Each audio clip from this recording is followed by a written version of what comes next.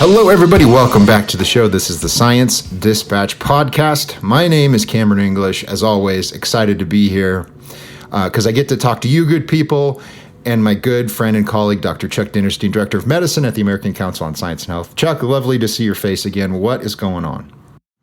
Nothing. It's another day here on the planet Earth, and as the clown car continues to empty people and events around us. Beep, beep. Yes, indeed.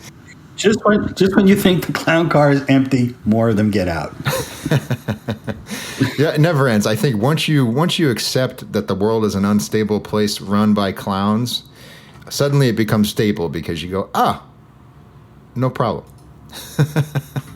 And I don't know. The last few months, it has been like the height of the COVID pandemic in terms of the amount of material coming out of the internet that one feels you have to respond to one way or the other. How are you going to be an informed citizen if you don't scream at the top of your lungs as you death scroll on X? All right. I guess. Enough of our pedantic whining, our entitlement about people on the internet. We've got a story to talk about. This is from our colleague, Dr. Henry Miller, former FDA regulator, physician, all-around sharp guy with lots of insightful things to say. This article is called The Great Unraveling. Trump Administration's Budget Proposal is an Assault on American Science. I failed to mention subtlety is not one of his strengths as a writer, but he gets to the point. So here's the introduction, Chuck, and then maybe explain some of the details. So Dr. Miller writes, the administration's proposed 2026 budget portends a future where science is no longer a national priority, but an ideological battleground. The damage from even partial implementation could take decades to repair. Okay, Dr. Dinnerstein, weigh in here, please. Good luck to me. I think that Henry looks at or tries to make four main points. I'm going to try and hit upon them. The first is an erosion of the institutional infrastructures. And if you look across the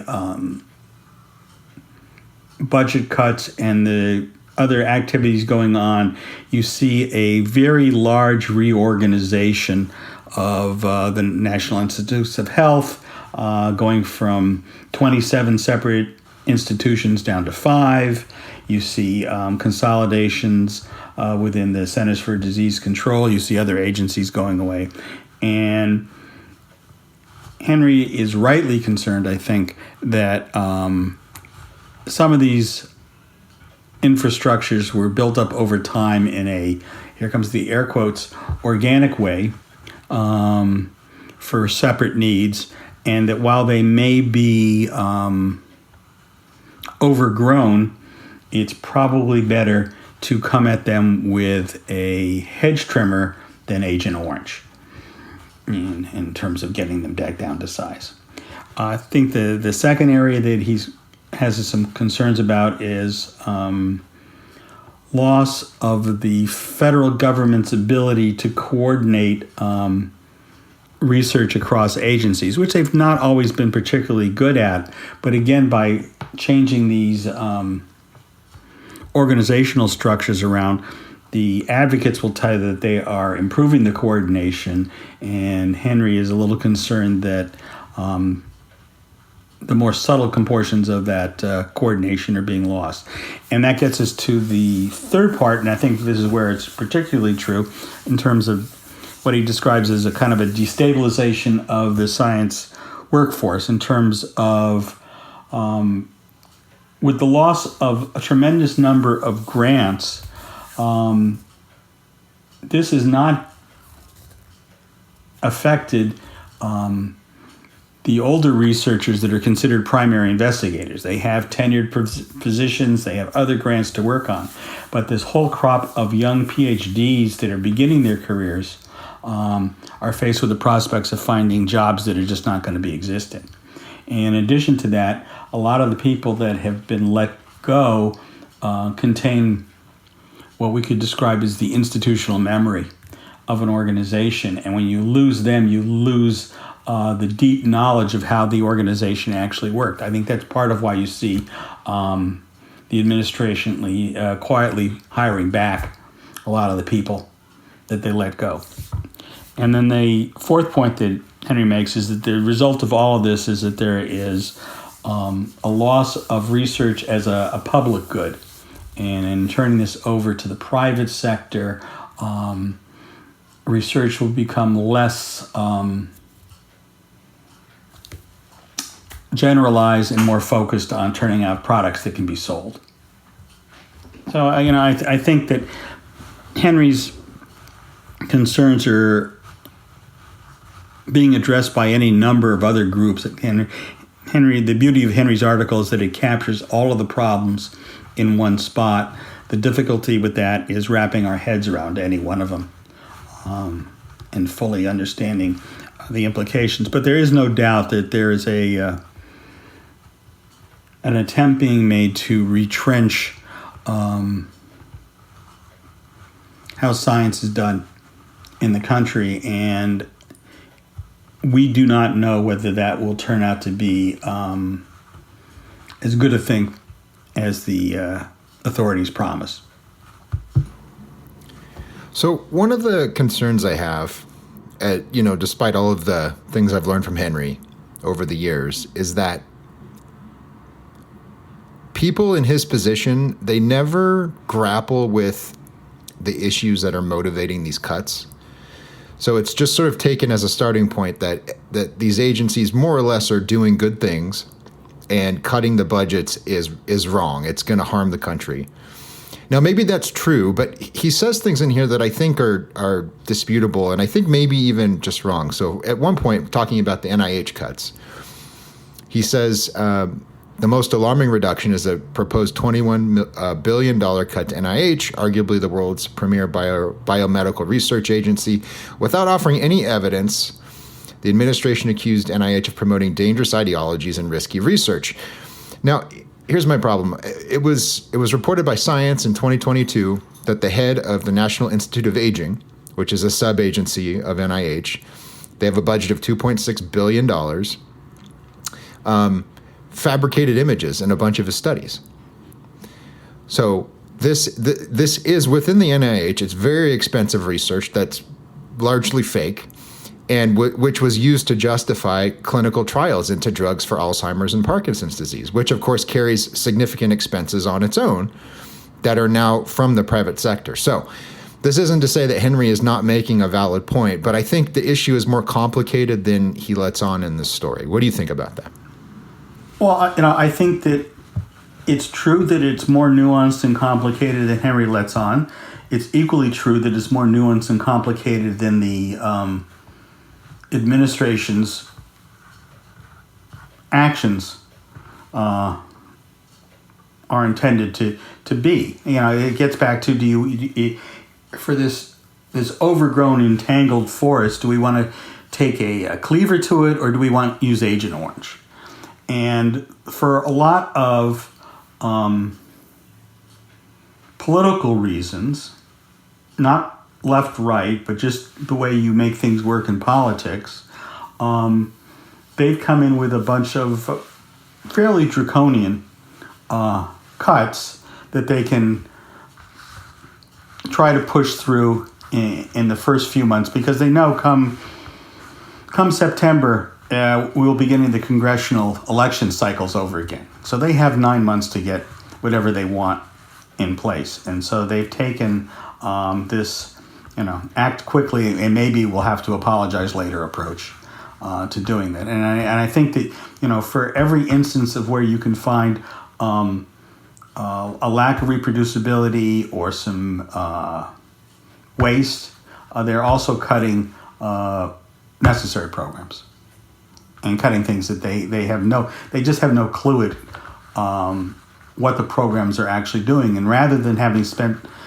sent somebody in for 4 or 5 months and embed them there and let them figure out what things needed to be cut and what could be cut without any particular sorrow overall, they acted because they needed to get a big, beautiful budget done by July. And that's the politics of it. to be fair, it's no different than the way the Biden administration tried to load research projects up before the end of their term so that they would have their stuff in place. Those are all fair points. The challenge that I have is that no one, and I mean, it's not up to you, don't get me wrong, but no one was proposing that before this happened. And that's one thing I struggle with, is that the fraud problem, the replication crisis, everyone acknowledges that this is ongoing, and it has been. They acknowledge that there's bad research just that has polluted the literature. Henry has acknowledged that, and particularly in the case of predatory journals. But nonetheless, it's only once the administration comes in with a hammer, or whatever analogy you want to use, a bull in a china shop, or right. Nobody was coming to the table. Right. So in other words, to make a good faith effort. It's sort of a post hoc. You could have done this so much better, and instead you're just cutting everything because you hate knowledge, and it's a little bit rich for the AAAS and all of these institutions that are either directly or indirectly invested in this public money continuing to flow, telling the rest of us, that this is the destruction of our civilization as we know it. Okay, you know what I mean? And I hear what you say, and I think that there's problems on both sides of the messaging. But I think what's become abundantly clear from my conversations with the 2 or 3 people that I know that are involved in significant kinds of research is that these actions are devastating to the rising generation of people that we will count on to bring science and knowledge forward. And I've seen that at a small scale as a physician working in hospitals in the past, when they let go of all the nurse managers and wiped away all the knowledge of how to take care of patients on the floor, and then they rehired people at a lower rate. The problem here is that they've put this whole rising generation of people that are finishing their PhDs, or that have completed their PhDs and are doing their early career work at risk. And to my mind, that's probably the greatest tragedy in here, in terms of we are hurting our capacity for 10 years from now. And the people that are causing it now will be able to turn around and say, see, nothing happened, because over the short term, nothing will have happened. Everything will have continued on its merry way.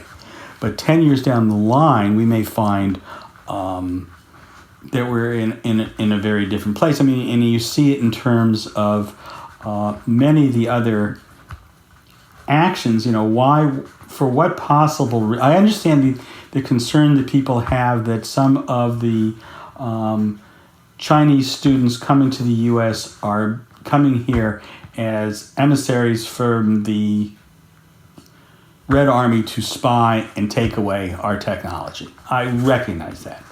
But wouldn't it be better to try and identify them and let everybody else in to have that experience? Because I think that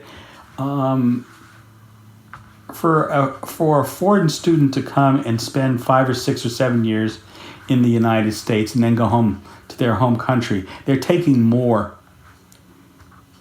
with them. They're taking with them that soft power in terms of changing minds and thoughts that I think we're losing in this particular instance. I mean, if you think that for every million people we have one genius, China's going to have 4 times as many just by the numbers. So wouldn't it be nice to get a few of them, to come and be here? The other thing that I think is of some concern is that by saying you can privatize this and put it to the free market does not necessarily reward the basic science that in 10 or 15 years becomes something useful. And for all the flaws with NIH funding, and there are flaws, and you're right that nobody has ever sought to address it until they were forced to the table this time around. I don't know that we have a better mechanism for funding the idea of basic search and just thinking about odd things and seeing whether we can learn something about it. There's any number of breakthroughs, including the internet, that came out from just idle thought. It wasn't directed at building, a better way to communicate. Yes and no.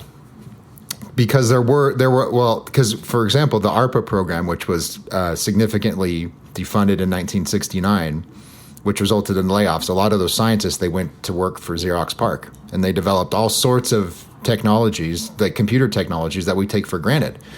So it was taking them off of this basic research platform and making them go and develop things that were useful, that resulted in useful products. Now we don't have to rehash that whole debate. But you said a couple things. The free market doesn't exist as it does in like libertarian economic theory. It's just not real, right? I mean, no, there is no. Let's be correct. There is no. It's a mythical beast. Yes, indeed. It doesn't mean that there isn't some sort of economic freedom that exists, but we live in a managerial society where everything is convoluted. The governments and corporations are constantly collaborating or fighting or suing each other, like whatever, we don't have a free market. But I think that the point that I was trying to get at was loosening the grip of the federal bureaucracy on some of this research funding would be a good thing. It would create incentives where, handing out grants to study the antidepressive effects of B vitamins would be reconsidered, which was a real study that was done a couple of years ago, right? So I'm going to just play with the words a little bit and say, I think relaxing the grip on funding, irrespective of the source, would be of value. I think that, the feds do a predominant amount of funding here, let's be real. But there is an old boys network in terms of atherosclerosis, in terms of Alzheimer's disease, and people get their funding if they can align their research project in words with what has classically gone on. And I think that we need to find some ways to break that system up. The same thing, is true for peer review, because those are peer-reviewed grants, but they're reviewed by people that are already in the field.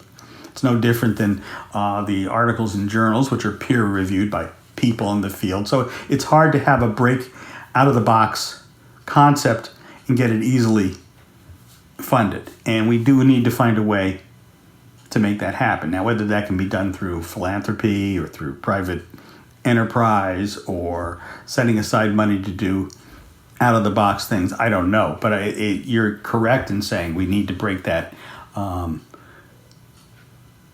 grip there. The other thing that I think is interesting there is that I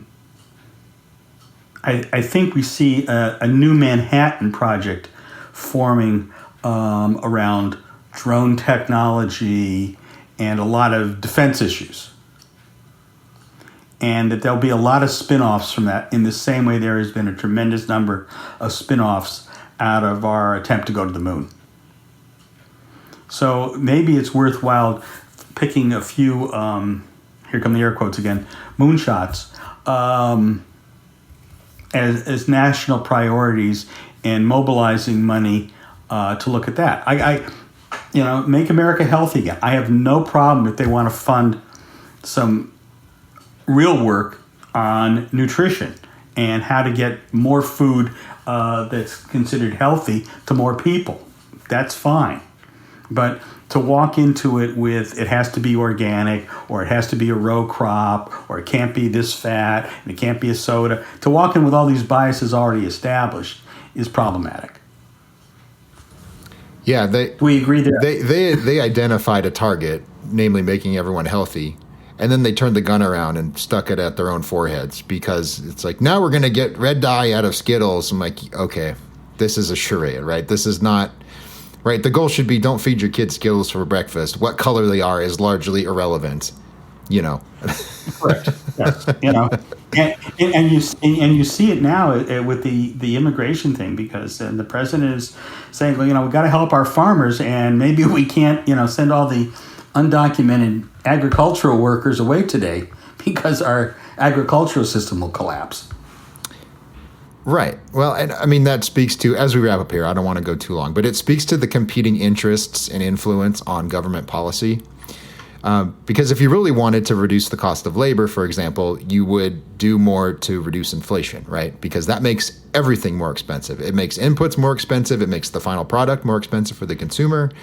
It's destructive economically. And of course, the big, beautiful bill, what does it do? Of course, it just explodes the federal debt, right? Which means that, you know, your grandkid, my children are just going to have to, you know, like here, we're going to be dead soon, but you pick up the tab for this when we're gone. You know, it's that sort of thing. That's really ridiculous, I guess, to, you know, go down a deep rabbit trail that Henry in no way mentioned.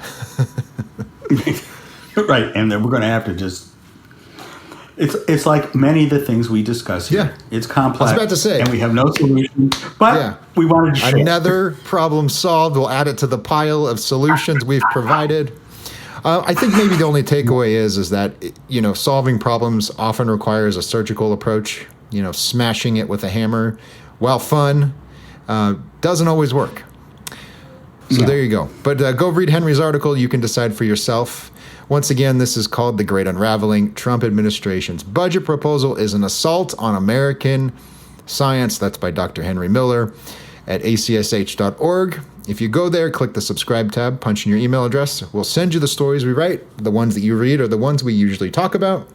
As I've been fond of saying lately, check out our revamped YouTube page, Matter of Facts, hosted by our good colleague Anna Delaski. Little 1 to 2 short video, 1 to 2 minute videos explaining complicated science topics in a way that's easy for most people to understand. Go check that out. Subscribe, comment, tell Anna what an awesome job she's doing. We greatly appreciate that. Thank you so much, and we are out of here for the week.